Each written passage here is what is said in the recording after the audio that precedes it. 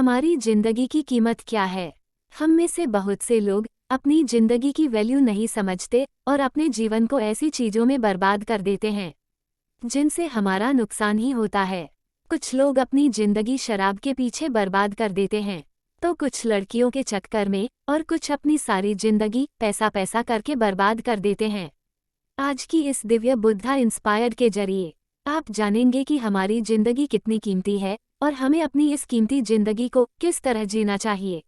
एक बार की बात है, गौतम बुद्ध अपने शिष्यों को जिंदगी से जुड़ी अच्छी बुरी चीजों का ज्ञान दे रहे थे।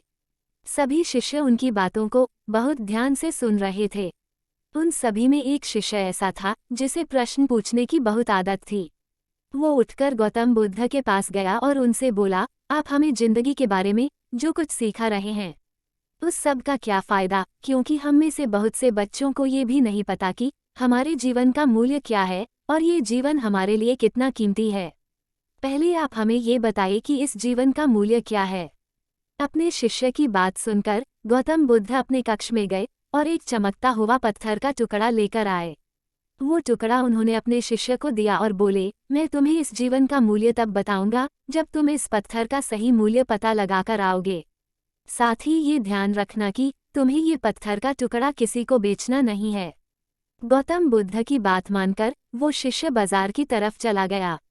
बाजार में सबसे पहले उसकी नज़र एक फल बेचने वाले पर पड़ी और उसने वो पत्थर उस फल वाले को दिखाया और बोला, इस पत्थर के बदले आप मुझे कितने फल दे सकते हो।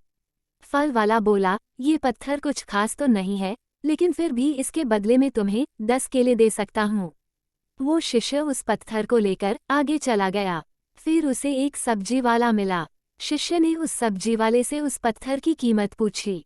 सब्जी वाले ने उस पत्थर को ध्यान से देखा और बोला, इस पत्थर की कीमत के बदले में तुम्हें ज़्यादा से ज़्यादा एक बोरी भरकर सब्जियां दे सकता हूँ। इसके बाद वो शिष्य उस पत्थर को लेकर एक सोने के व्यापारी के पास गया। उस पत्थर की टुकड़े की चमक देखते ही उस सुनार ने उसकी कीमत 100 सोने के सिक्के लगाए।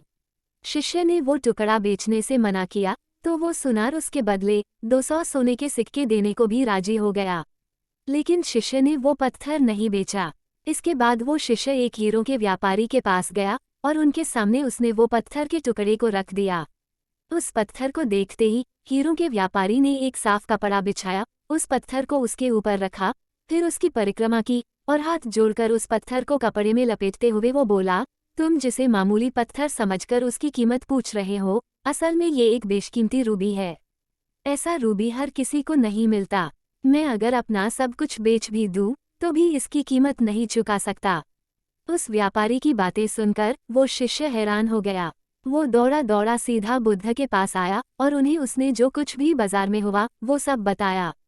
उसकी अचरज भरी बातें सुनकर गौतम बुद्ध बोले, तुम्हारे सवाल का जवाब इस रूबी की कीमत में ही छिपा है।